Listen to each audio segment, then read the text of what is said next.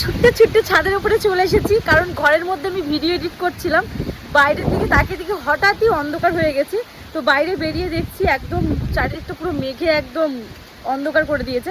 তাই তাড়াতাড়ি করে ছুটে ছুটে দৌড়ে দৌড়ে ছাদে চলে এসেছি, দেখি বৃষ্টি পড়া শুরু হয়ে গেছে।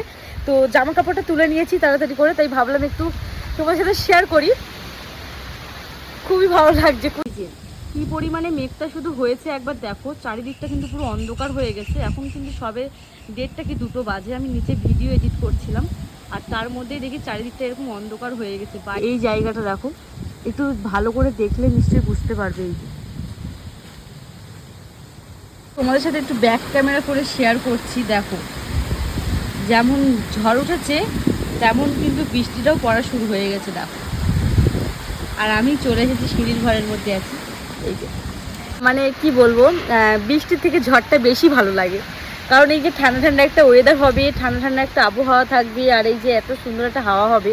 আর বৃষ্টি হলে কেমন প্যাচ প্যাচে কাদা, বাড়ির থেকে বেরোনো যায় না, ভালো লাগে না। ঠিক জানি বৃষ্টি হলে ওয়েদারটা একটু ঠান্ডা হয়, কিন্তু বেশি বৃষ্টিও ভালো লাগে না। বৃষ্টি হোক অল্প হোক, ওয়েদারটা ঠান্ডা হয়ে যাক, তারপরে আবার কমে যাক, অসুবিধা নেই।